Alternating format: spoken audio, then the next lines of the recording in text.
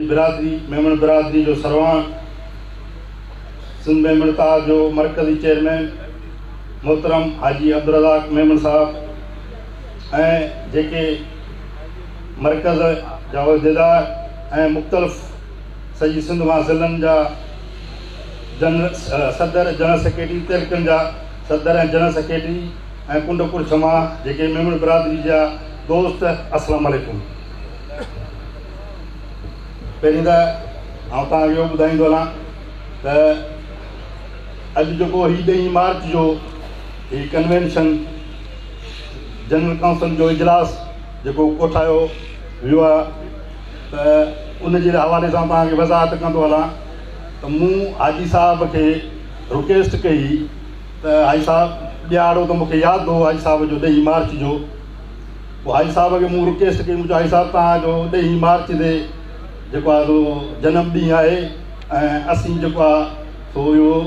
जीअं कन्वेंशन जेको मटियारीअ में थियो हो अहिड़ी तरीक़े सां कन्वेंशन करे ऐं उन में जेको तव्हांजे सालगिरह जो केक काटींदासीं त हाजी साहब चयो त मूं में उहा हींअर न जान आहे न वसियत आहे बाक़ी आऊं तव्हांखे सालगिरह जे नाले कोन थो चवां बाक़ी जेको कन्वेंशन आहे तव्हां नंढी पैमाने ते ज़िलनि जा जेके सदर ऐं जनरल सेक्रेटरी आहिनि उन्हनि खे घुराए तव्हां उहो कयो बाक़ी ऐं मूं में उहा वसियत कान्हे मुंहिंजो हाजी साहब अलाह कंदो 10 मार्च ते तव्हांखे अलाह साईं सिहत ॾींदो ऐं तव्हां असांजे इनशाला इन कन्वेंशन में शरीक थींदो सो ॾाढी ख़ुशी थी असांखे हाजी साहब मुंहिंजी हिन रिक्वेस्ट ते चईंदे माण्हू मूंखे डॉक्टरनि बि मने कई आहे माण्हुनि खां पर सॼी सिंध जे मेमन बिरादरीअ मूंखे अलाए किथां पंहिंजी बिरादरीअ सां अलाए किथां मूंखे फ़ोनूं आयूं आहिनि ऐं उन्हनि सां मिलंदुसि बि ऐं इनशाला 10 मार्च ते इनशाला जेको आहे तव्हांजे विच में हूंदुसि ऐं ॾाढी ख़ुशी थी अॼु हाजी साहब असांजे विच में आहे ऐं उन खां पोइ मूं सजाद भाउ खे रिक्वेस्ट कई सजाद खे त ख़बर बि कान्हे की हाजी साहब जी तबियत ठीकु आहे सजाद भाउ खे रिक्वेस्ट कई त हाजी साहब सां जेको आहे सो मुंहिंजी ॻाल्हि ॿोल थी आहे ऐं जेको 10 तारीख़ ते पाण कन्वेंशन बि कंदासीं ऐं हाजी साहब जे जनम ॾींहं जो केक बि कटींदासीं त मूंखे सजाद भाउ चयो त बेशक हाजी साहब जो हुकुम सर रखंदे आहे हाजी साहब खां कुझु त पाण ईंदो मुंहिंजो हाजी साहब ईंदो ऐं इनशाला हाजी साहब खे वठी अचणु मुंहिंजो ज़िम्मो आहे ऐं हाजी साहब इनशाला ईंदो तो इन जे लाइ सजाद भाउ ऐं अदा महमदीन जेको आहे सो ॿिनि असां पाण में सरदार अयाज़ जेको आहे सो असां प्रोग्राम ठाहियो ऐं उन में जेको आहे तव्हां सभु जेके दोस्त गॾु हुयो ऐं ॾाढी ख़ुशी थी जेको आहे हाजी साहब बि असांजे विच मां त उन जे हवाले सां अचूं न प्रोग्रामनि जे सिंध मेमन ताज जे लाइ त कुझु दोस्त असांखे चई विया आहिनि ज़िलनि जा त कारकरदगी ज़ीरो आहे पहिरीं ॻाल्हि त आऊं इहो तव्हांखे ॿुधाईंदो हलां त अदा तव्हां हाजी साहब खां जेको थियो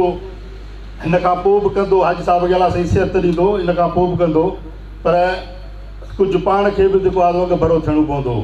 रुॻो त हाजी साहब ते कोन भाड़िबो जेको मर्कज़ ते कोन भाड़िबो पंहिंजे जेके ज़िलनि जा जेके सदर आहिनि जीअं भाउ कराची मलीर जो जेको सदर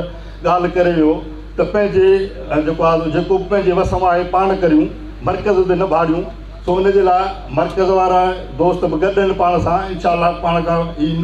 अदा महमदीन सीनियर नायब सदर बि जेको आहे इनशाला असांखे हर ॻाल्हि में सॾ में सॾु ॾिए थो जेका ॻाल्हि चऊं था करे थो पर असीं था चऊं त जेके पंहिंजनि ज़िलनि जा जेके सदर आहिनि उहे पंहिंजे ज़िलनि में जेका पंहिंजी जेको आहे ॿारीनि न उन में उते जेके